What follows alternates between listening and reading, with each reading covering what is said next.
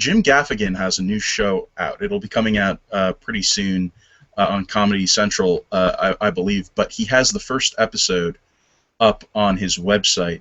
And Fishy actually posted this. She shared it on her Facebook page. And I was kind of floored by it. The episode was about Jim Gaffigan going to pick up, who's a clean, I should really sort of set this up.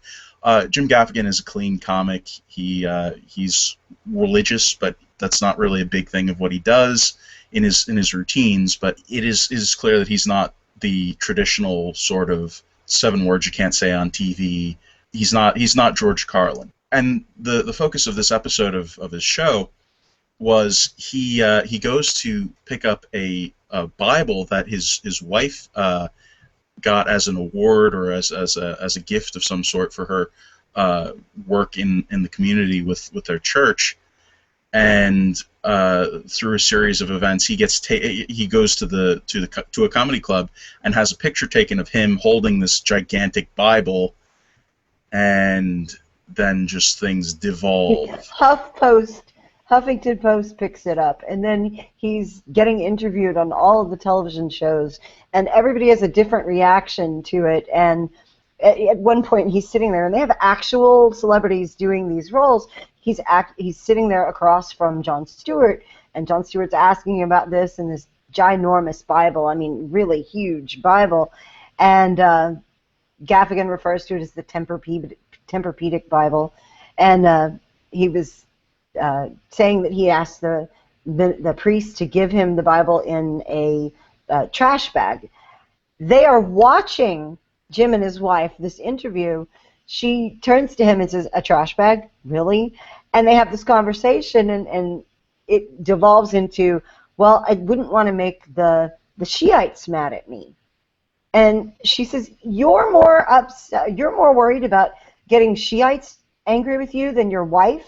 And he looks back at her and goes, "Well, there's only one of you. There's a billion of them." It's that sort of thing, and this snowballs through this whole episode to where every group is after him. Every conceivable group is after him because he took his wife's Bible with him into a comedy club, and things just went bad from there. And the ending is just adorable. It's really cute. But it's a great social commentary on how almost anything you say publicly anymore as a public persona is going to get picked apart by somebody. Gaffigan really pushed the envelope to me when it comes to talking about religion and talking about something that really doesn't get talked about outside of maybe South Park in a real and frank manner about just the consequences of these actions of being, having this very personal thing about you go out there into the aether, and how you will be hit for these things. You will be, called a homophobe because you come out as a Christian.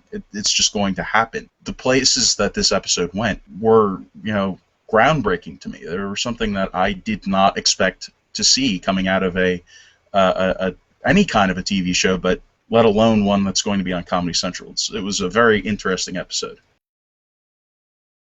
Her argument in her piece in The Federalist is that she says instead of contemplating how fleeting and out of control life can be, we begin with the question, why do bad things happen to good administrations? And then parenthetically she says, trick question, the conservative or libertarian might respond. There are no good administrations.